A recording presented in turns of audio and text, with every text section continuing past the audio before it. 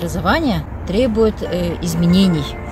Эти изменения происходят как раз-таки от педагога, от личности педагога.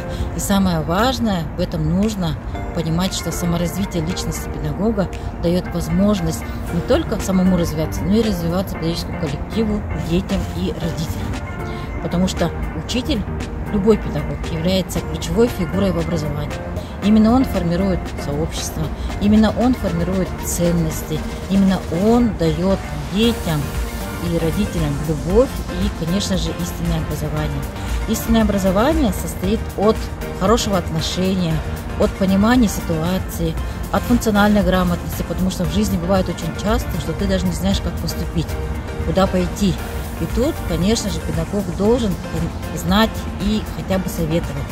Ну и самое важное, если говорить о новых форматах, о новых реалиях, которые наступили, это не только обучение через школьную скамью, через школьную парту, а обучение это в общении, узнавание нового, развитие надсмотренности, ну и, конечно же, любви в общении. Почему? Потому что, когда ты ездишь в образовательном путешествии, ты обязательно помогаешь друг другу, ты узнаешь людей, ты начинаешь совсем по-другому относиться к культуре другого народа, когда ты посещаешь образовательные организации и, конечно же, другие республики. Ну и самое важное, педагог начинает понимать, какую он ценность сам образует, потому что именно педагог может образовать созидание, любовь, уважение, патриотизм, гражданственность.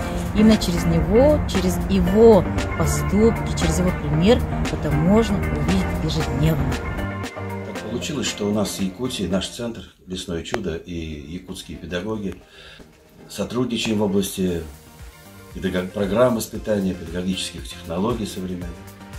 И мне кажется, сейчас мы живем в тот период, когда мы переосмысляем то, что происходит в системе образовательной, воспитательной. Мы понимаем, что многое из того, что мы строили, совершенно не соответствует уровню сегодняшнего дня, требованиям, которые предъявляем. Мне кажется, сегодня идет речь о возрождении традиции отечественной педагогики. Отечественная педагогика всегда была педагогикой не экзаменов, не баллов, не оценок. Это была педагогика смыслов, педагогика сердца, педагогика любви, выбора призвания. И нам надо к этим традициям возвращаться. И знаете, вот, наверное, именно вот в этом пути вот этого познания, мы сошлись вместе с нашими единомышленниками из Республики Саха-Якутия. И на самом-то деле путь познания, они его воплотили в совершенно удивительную новую форму. Образовательные путешествия. То есть путь познания стал образовательным путешествием, когда они в ходе путешествий выбирают, какие интересные им объекты, какие люди, чьи технологии, чьи программы они готовы использовать. Это так важно. Уже в этом году третья группа якутских педагогов приезжает в наш центр. И я думаю, что это как раз знак того, что интерес к настоящей педагогике, к педагогике результата, к педагогике личностного развития возрождается. Это очень важно. И мы сторонники педагогики сотрудничества, сообщества, сотрудничества, содружества, когда дети и взрослые посильно участвуют совместно. У детей свои представления, свои цели и задачи. У взрослых свои, но у взрослых гораздо больше ответственности. И я думаю, что вот совместно в этих поездках мы вместе с вами ищем новые подходы. И за этими поездками большое будущее. Потому что для того, чтобы начать развиваться, надо выйти из зоны комфорта. Надо сделать шаг навстречу какому-то новому знанию. Потому что иногда меняться так некомфортно. Привычно и так комфортно и привычно. А чтобы измениться, надо увидеть себя по-новому.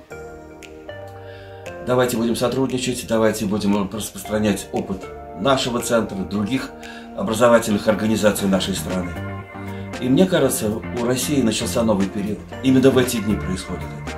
Мы будем по-новому смотреть на воспитание. Мы будем по-новому смотреть на роль педагогов и роль самих детей.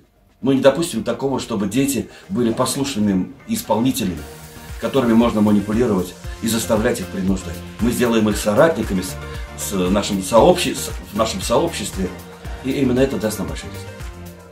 Успехов якутским педагогам! Мы, социально-психологическая служба Тулагинской агрошколы, буквально на днях приняли участие в образовательном туре по маршруту Москва, Йошкар-Ола, Казань. Вы знаете, я хочу сказать, что такие образовательные туры настолько они действенны, настолько полезны, что мы ощутили это все на себе. Я хочу сказать, что учителя, которые работают в школах, они обязательно должны учиться. Вот нельзя оставаться на одном месте, это называется стагнация. Учитель, который сам не учится и ничего не хочет делать лишнего, кроме уроков, он не должен находиться в школе, потому что дети, они ожидают большего. В наше время, в современное, дети совсем другие. Они намного открыты, намного развитее, даже, можно сказать, нас в свое время. Поэтому я считаю, что современными детьми учитель должен учиться сам, очень постоянно. Вот, допустим, наша поездка дала очень многое. Я считаю, что это обмен мнений, это обмен опытом. И совмещая приятное с полезным, путешествие по новым городам, по другим городам нашей большой, огромной страны, посещая образовательные учреждения. К примеру, мы посетили международную школу в городе Казань. Мы посетили в Йошкар-Оле лесное чудо. Это образовательный центр, которым руководит ученый, кандидат педагогических наук Владимир Александрович Дергунов. Вот я считаю, что надо обязательно прямо самой поехать к нему, послушать, задать вам интересующие вопросы и столько много перенять, потом это все привнести в свою родную школу. И тем более надо, чтобы со школы не один человек поехал, либо это вся социально-психологическая служба, либо это коллектив с одной школы, потому что эффект будет гораздо больше. Мы принесем огромную пользу, массу новых идей, и все это мы принесем в свою родную школу. Раньше мы только много раз слышали, что в Москве есть постпредство нашей республики Саха-Якутия.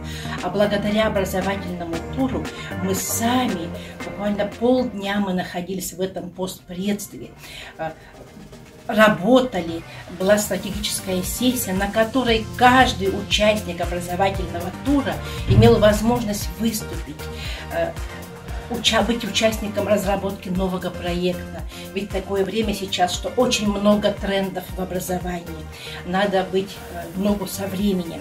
А теперь посмотрите, ВДНХ. Мы тоже с детства все это слышали. ВДНХ, выставка достижений народного хозяйства. Мы даже не представляли, что придет время, что мы, работники образования, придем и будем творческие мастер-классы показывать всем гостям со всех регионов нашей огромной страны.